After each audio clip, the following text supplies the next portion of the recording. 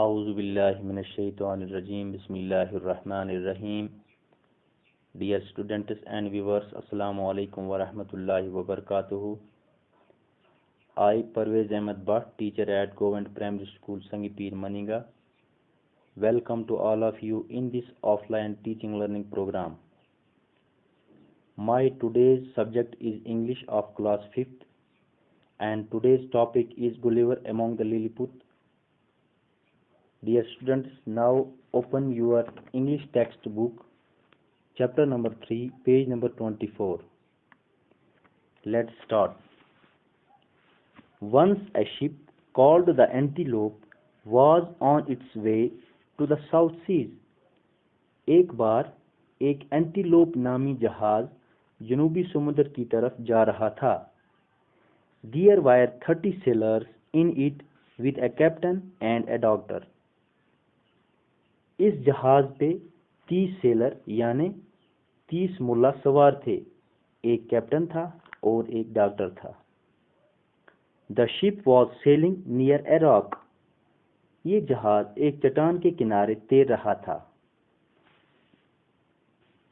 All of a sudden there was a storm with rain and thunder. अचानक से तूफान आया और तूफान की वजह से बिजली गड़कने लगी, बादल गरजने लगे और बारिश शुरू हो गई. The sea roared, the wind blew and the waves rose high. अब समुद्र में जैसे तूफान आने लगा, तेज हवाएं चलने लगी, समुद्र की लहरें ऊंची ऊंची उठने लगी. The ship struck the rock and broke into two. अब क्या हुआ? ये जहाज उस चट्टान से टकरा गया और एकदम से दो टुकड़े हो गए उसके. The sailors jumped into the sea. सारे सेलर यानी मुल्ला जो थे वो समुद्र में कूद गए. Only one man reached the shore and saved himself. लेकिन सिर्फ एक ही आदमी था जो किनारे तक पहुंच पाया और अपने आप को बचा पाया. He was the ship's doctor, Lemuel Gulliver. वो जहाज का डॉक्टर था, Lemuel Gulliver. Gulliver found himself all alone on an island. Gulliver ने जब देखा तो उस जजीरे पे बिल्कुल अपने आप को अकेला पाया.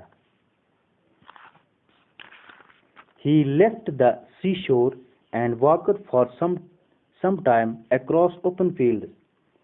अब गुलिवर ने समुद्र का किनारा छोड़ के खुले मैदान की तरफ चलने लगा. Then he lay down on the soft grass. अब वो खुले मैदान में पहुंचकर नरम घास के ऊपर लेट गया.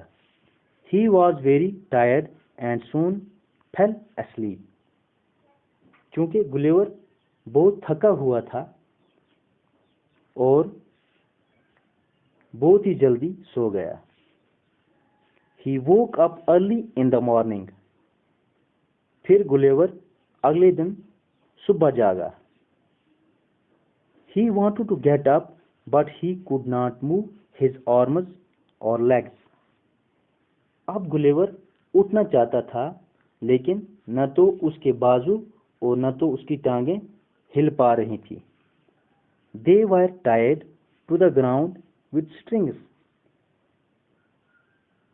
गुलिवर के बाजू और टांगें जमीन के साथ बांधी गई थी, यानी डोरियों की मदद से गुलिवर को जमीन के साथ बांधा गया था. He said to himself, "Oh, I can't move my arms or legs." अब गुलिवर अपने आप से कह रहा है कि मैं बाजू और टांगें नहीं उठा पा रहा हूं. They are tied and some animal is moving on my body. मेरे बाजू और टांगें बांधी गई हैं, कुछ जानवर मेरे जिस्म के ऊपर चल रहे हैं. It is walking to my face. ये जानवर तो मेरे चेहरे पर चल रहे हैं.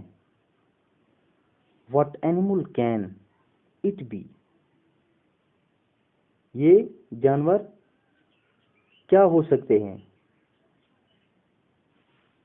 It was a tiny man, only 6 inches tall. ये बहुत छोटा सा आदमी था, सिर्फ 6 इंच का, यानी जिसका कद सिर्फ 6 इंच का था। In a short time, there were dozens of little men on Gulliver's body, and there were many more around him. थोड़ी देर में दर्जनों के हिसाब से छोटे छोटे आदमी जो हैं गुलिवर के जिस्म के ऊपर चढ़ गए और बहुत सारे उसके इर्द गिर्द जमा हो गए। Some among them carried bows and arrows. उनमें से कुछ के हाथ में तीर और कुछ के हाथ में कमान थे। Gulliver was in Lilliput, the country of tiny men. Gulliver इस वक्त कहाँ था? गुलिवर इस वक्त लिलीपुट यानी छोटे छोटे कद के लोगों के मुल्क में था। He wanted to get up. अब वो उठना चाहता था। He said to himself, these strings are not thicker than threads. वो अपने आप से कहता है कि जिन डोरियों से मुझे बांधा गया है ये दागों से मोटी भी नहीं हैं। I can easily break them and free myself. मैं इन डोरियों को आसानी से तोड़कर अपने आप